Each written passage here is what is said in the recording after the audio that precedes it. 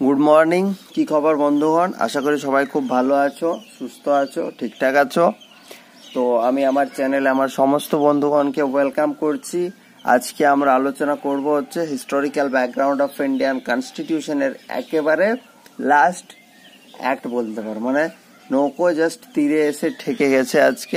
আজকে এটা আলোচনা করলে আমরা এই চ্যাপ্টারটার থেকে আমরা জাস্ট কি করব, তীরে উঠতে পারবো। কালকে আমরা কোয়েশ্চেন্স আলোচনা করবো আবার, ঠিক আছে? তাহলে এই চ্যাপ্টারটা পুরো একবার রিভিশনও হয়ে যাবে। তো এইটার মধ্যে সব থেকে important, one of the most important act বলতে পারো গভর্নমেন্ট অফ ইন্ডিয়া অ্যাক্ট 1935। এখান থেকে একটা প্রশ্ন আসে যে ব্রিটিশ আমলে প্রণীত কোন আইনের প্রভাব ভারতীয় সংবিধান তৈরির ক্ষেত্রে সব থেকে বেশি লক্ষ্য করা যায়?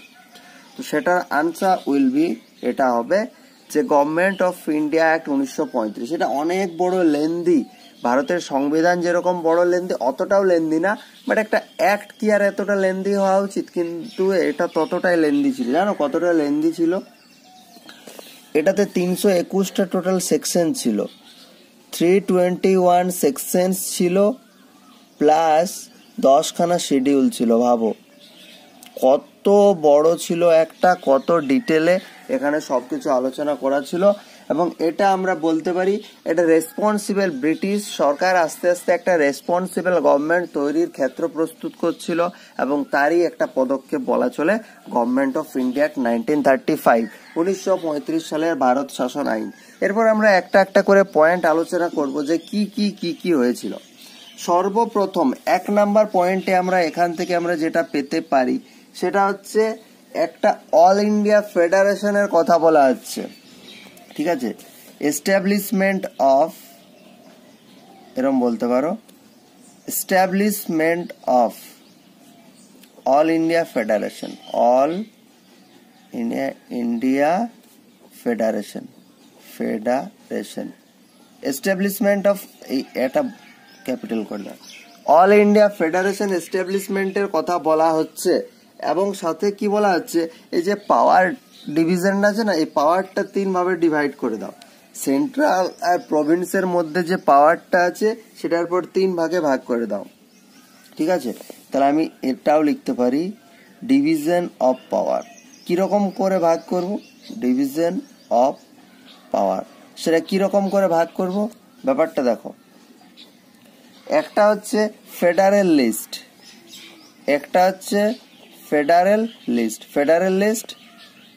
আরেকটা হচ্ছে তোমার তোমার প্রভিন্সিয়াল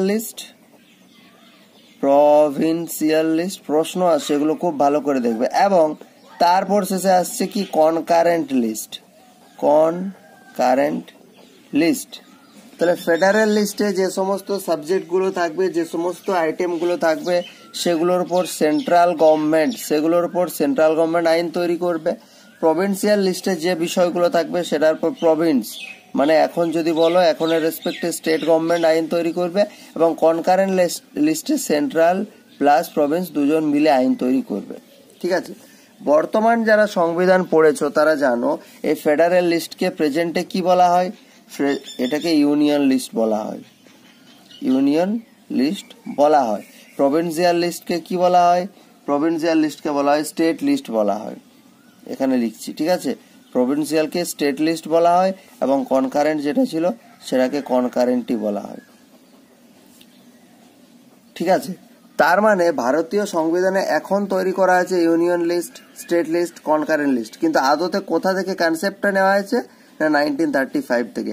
ফেডারেল লিস্ট থেকে হয়েছে ইউনিয়ন লিস্ট, প্রভিন্সিয়াল থেকে হয়েছে স্টেট লিস্ট, কনকারেন্ট লিস্ট থেকে হয়েছে কনকারেন্ট লিস্ট। তার মানে এই জন্যই বলছি যে ভারতীয় সংবিধান রচনার ক্ষেত্রে বা ভারতীয় সংবিধান তৈরির ক্ষেত্রে 1935 এই একটা কিন্তু খুবই গুরুত্বপূর্ণ। 2 নম্বর পয়েন্ট যদি আমরা বলতে যাই, 2 নম্বর পয়েন্ট, এটা থেকে তো ডাইরেক্ট কোয়েশ্চেন্স আছে। প্রভিন্সিয়াল অটোনমির কথা বলা হচ্ছে এখানে। প্রভিন্সিয়াল অটোনমি খুব ইম্পর্টেন্ট একটা বিষয়। প্রভিন্সিয়াল অটোনমি মানে কি? দেখো, অটোনমি মানে কি? স্বয়ং সিদ্ধতা, স্বয়ং সক্রিয়। আমরা বলি না অটোনোমাস ইউনিভার্সিটি। তাহলে প্রভিন্সিয়াল মানে এখানে সেন্ট্রালের কোনো হস্তক্ষেপ খুব একটা থাকছে না। আমরা এতদিন কি দেখলাম, এই যে সেন্টার আর এই যে প্রভিন্স, তাহলে প্রভিন্সের যাবতীয় যা কিছুর ওপর সেন্টারের সবসময় একটা আধিপত্য আছে, এটা বলা চলে। আধিপত্য ছিল এটাও বলা চলে, যদিও বর্তমানেও আছে। যদি কোনো ম্যাটার নিয়ে পার্লামেন্ট এবং স্টেট লেজিসলেচারের মধ্যে বিতর্ক তৈরি হয়ে যায়, সেক্ষেত্রে পার্লামেন্টটাই গ্রহণযোগ্য হবে।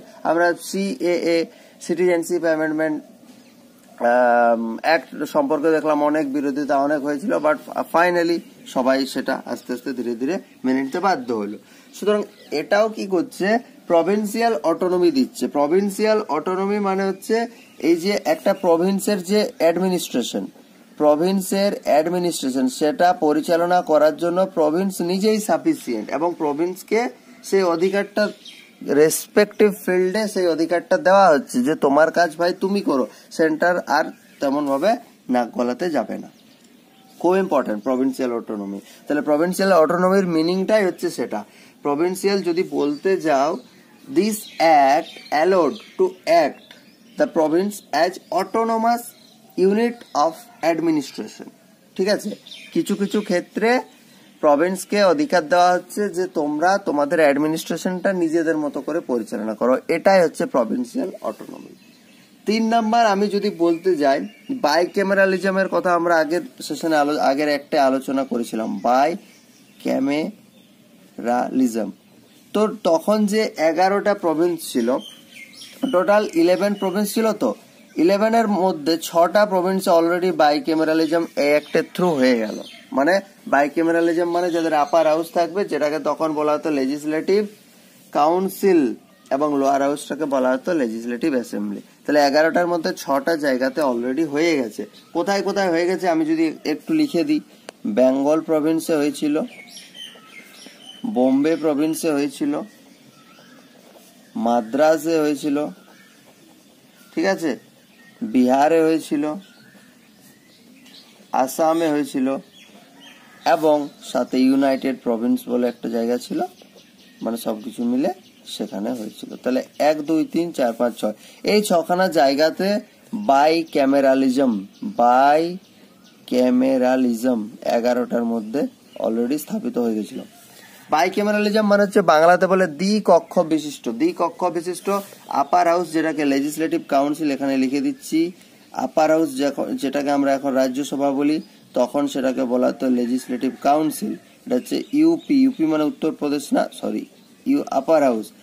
আর একটা যেটা লোয়ার হাউস, সেটাকে বলা হচ্ছে লেজিসলেটিভ অ্যাসেম্বলি। ঠিক আছে, লেজিসলেটিভ অ্যাসেম্বলি, এটাকে বলা হচ্ছে লোয়ার হাউস। আশা করি আমি ক্লিয়ার করতে পারলাম ব্যাপারটা। ঠিক আছে, 4 নাম্বার পয়েন্ট যদি আমরা এই একটার আলোচনা করতে যাই, খুব গুরুত্বপূর্ণ। দেখো, কমিউনাল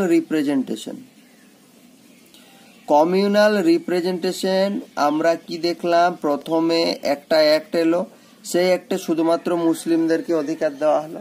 তারপরের অ্যাক্ট এলো, মুসলিমদের সাথে সাথে অ্যাংলো ইন্ডিয়ান, শিখ, তারপর হচ্ছে তোমার অন্যান্য যে ক্যাটাগরিগুলো আছে তাদেরকে দিয়ে দেওয়া হলো। এখানে কমিউনাল রিপ্রেজেন্টেশনে বলছে আগের গুলো তো থাকবেই, আগে যাদেরকে অধিকারটা দেওয়া ছিল তাদেরগুলো তো থাকবেই। এখানে ডিপ্রেসড ক্লাসকে দেওয়া হবে,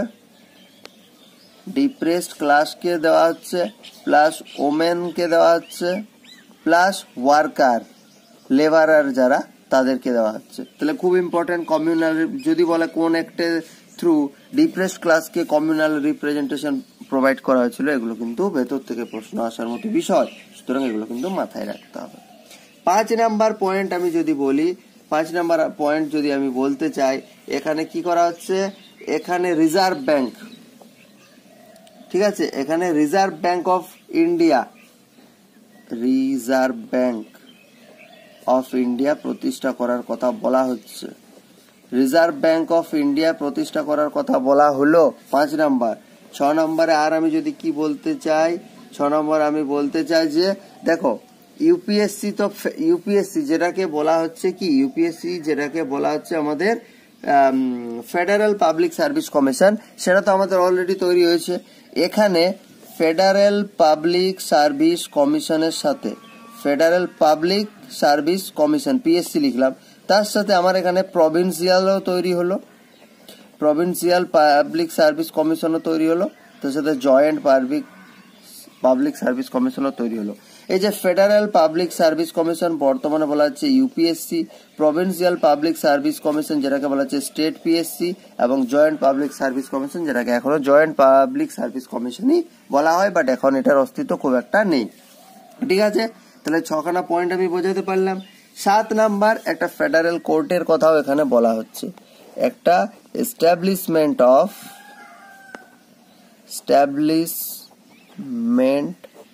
অফ ফেডারেল কোর্ট।